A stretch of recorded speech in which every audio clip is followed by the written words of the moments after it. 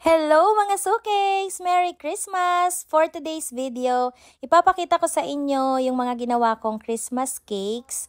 Pero dalawa lang naman yung order sa akin na Christmas cakes. And yung isa ay para naman sa amin. So eto nga ang first cake natin. Eto ay 6x5 size, moist chocolate cake. And ang gusto ni ma'am ay caramel filling. So alam niyo naman yan, kapag caramel filling talaga ang gamit natin ay fudge it ng Bakersfield. At syempre, ang ating pangmalakasang frosting, walang iba kundi ang whip it. So dito, kung makikita nyo, ako ay nakakamay. Pero every layer naman, naguhugas po ako niyan kasi medyo malagkit. And ayan, naglagay tayo ng dowel sa gitna. So meron din yung mga barbecue stick pa sa gilid, pero hindi ko na pinakita. Again, naglalagay po ako ng mga dowel stick sa aking cake for support and for security na rin ng ating cake, lalo at ang mga cakes ko po ay malayuan ang mga biyahe. And eto pong cake na to kasi ay 6x5.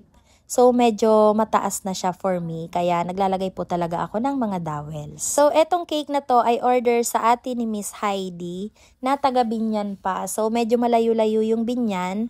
And etong cake na to ay lalamove naman yung kanyang courier, pero for security na rin talaga and para maging sure tayo na safe dadating ang ating cake, kaya meron tayong mga nilagay na sticks. So, kwentuhan ko kayo about kay Miss Heidi. So, si Miss Heidi ay regular customer natin. So, cakes talaga natin siya. So, nung nag-send pala siya ng payment sa cake, kasi ang order niya ay isang Christmas cake at isang New Year's cake. Ayun nga, sinend niya sa akin yung proof of payment niya, yung screenshot. Pero hindi ko siya napansin agad kasi medyo busy nung time na yon. And after nung magawa ko na yung cake at ipapalala-move ko na nga, so ayun, nakita ko yung payment ni ma'am na sobra pala ng 300 pesos. Kasi ang total bill niya lang dapat ay 1,700. So ayun nga, sabi ko sa kanya, ma'am, sobra po yung sinend yung payment sa cake na 300. Sabi ko, gusto nyo po ibawas ko na lang or ibayad ko na doon sa rider para naman dadagdagan niya na lang kapag dumating na yung cake doon sa kanya. Kasi ang babayaran dapat sa rider ay 445. So sabi ko, ibabawas ko na yung 300, ibabayad ko na doon sa rider para pagdating ng rider doon sa kanya ay 145 na lang yung ibibigay niya. Pero sabi niya, nag-reply siya, ay hindi, ganun talaga, pinasobrahan ko yan ng 300 kasi nga pamasko daw niya sa akin. So syempre, ako naman, nagulat ako and syempre natuwa kasi very rare sa mga customers ang magbigay ng mga ganong tips. And ako naman talaga bilang baker, hindi naman ako nag-i-expect ng mga ganon. Kasi yung umorder ka pa lang sa akin ng cake ay very grateful na ako noon and very thankful na sa akin kayo umu-order. Pero yung mga ganong customers na willing and nagkukusa na magbigay ng ganong tips, na-appreciate ko po talaga yan and nagpapasalamat po ako kay Miss Heidi na na-appreciate niya. Ang sabi niya pa sa akin, nagbigay daw siya ng tip kasi nga nasasarapan daw sila sa cake ko. Kaya naman ay natuwa sila, kaya napabigay sila ng tip. O diba? So thank you so much po Miss Heidi. And next na nga tayo dito sa ating second cake. Ito naman ay carrot cake. So ito naman ay order ni Mami Jen, ang mami ng classmate ni Prince. So ito ay pangalawang carrot cake niya na. Yung unang carrot cake niya ay yung pang merienda lang, kung natatandaan nyo. And this time naman, meron siyang kasamang bilao kakanins. So ang size po nito ay 6x3. So dalawa lang ang size ko sa aking carrot cake.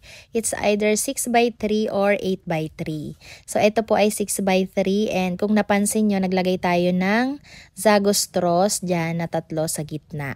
Kasi medyo gumigewang-gewang siya pag pinofrostingan. Kasi medyo malambot yung ating cream cheese frosting. So, gumagamit lang po ako ng pure cream cheese frosting dito. I mean, hindi lang naman sa cake na to, but sa lahat ng aking carrot cake. So, ayan, kung makikita nyo, hindi po natin yan tinitipid sa cream cheese frosting. Kaya naman yan yung binabalik-balikan ng ating customer na ang feedback nila ay sobrang creamy daw ng ating frosting. So, habang tayo ay nagpapakinis nitong ating carrot cake, ma-share ko lang din sa inyo mga cakes na sinabi ko nga doon sa post ko na wala talaga akong balak sana magpa-order ng mga Christmas cakes kasi nga po ako ay kagagaling lang sa sakit. And ayun nga, sabi ko ay magpapahinga na lang din. Pero hindi ko talaga matanggihan yung ating mga cakes na gustong sa atin umorder.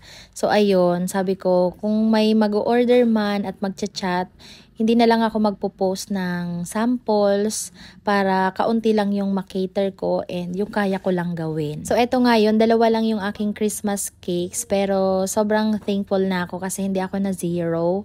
And meron din tong 4 na bilaon ng kakanins na kasabay. And for the last cake, ito naman ay para sa amin talaga. So hindi po ito order. So sinama ko lang dito sa ating vlog. Ito ay cream cheese frosting din and carrot cake. And meron lang din mga toppers na cute na cute. At ito na rin yung mga bilao na order sa akin yung 4. So 3 bilaong assorted yung kakanins and merong puto flan na 50 pieces na isa. And yung dalawa nating Christmas cake. So ayun lang for today mga so cakes. Thank you so much for watching. Bye!